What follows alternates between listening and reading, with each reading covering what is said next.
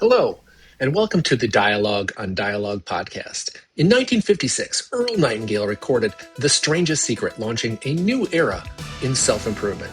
Over his lifetime, he created thousands of radio and audio programs exploring success, purpose, and meaning. This project is my personal reflection on those ideas, what they meant then, and how they apply now, as I work to put them into practice and invite you to come along for the ride. Episode 9, The Attributes of Successful People. As Earl Nightingale reminds us, people don't need to be educated nearly as much as they need to be reminded. This series is about remembering the truths we probably already know and learning how to live them. In Chapter 9, Earl takes a more observational approach. Rather than offering abstract theory, he asks us simply look around. If you compare people you consider successful with those who are struggling, even drifting, you'll notice a pattern. The people in the top 5% consistently display more of certain qualities than those in the bottom 95%. Earl then identifies 5 attributes of successful people: recognition, self-esteem, rewards, change, and service. Let's walk through them. First, recognition. This one lends itself to a thought experiment. Think of a successful person, someone famous in their field or highly respected in their community. Why did they come to mind? Because you recognize them.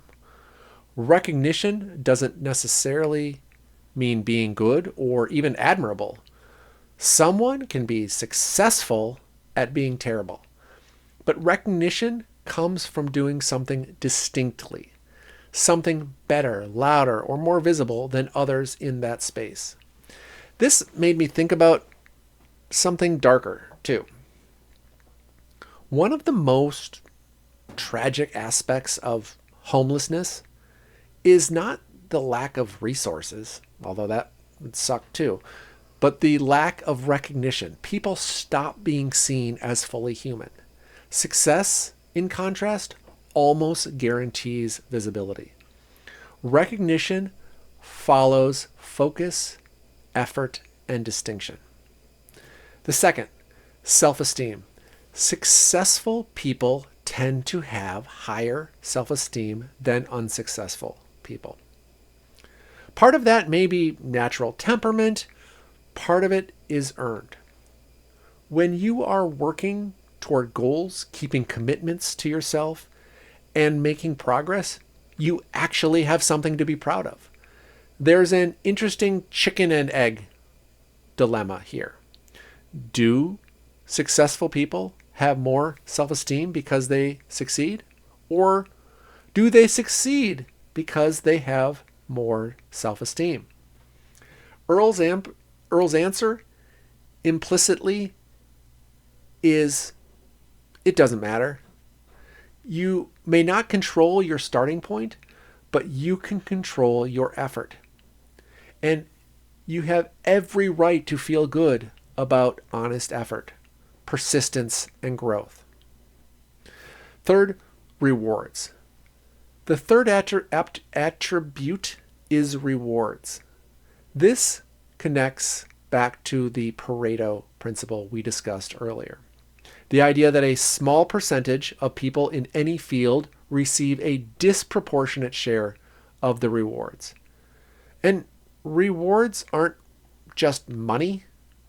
They include other things like better health, leisure, stronger relationships, better autonomy, more meaningful work.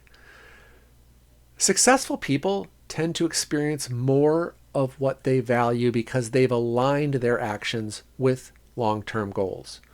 Rewards, in this sense, are a feedback. Fourth, change. Successful people experience more positive change in their lives.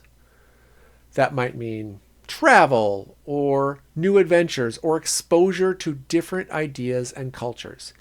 It might also mean meeting new and interesting people, many of whom are themselves successful. This is the attribute that hit me personally. When we get older, it's easy to mistake routine for safety. But Earl reminds us that change is not something to fear, it's something that expands us. Exposure to change increases opportunity, and exposure to opportunity increases the likelihood of success. Fifth, service. The final attribute is service.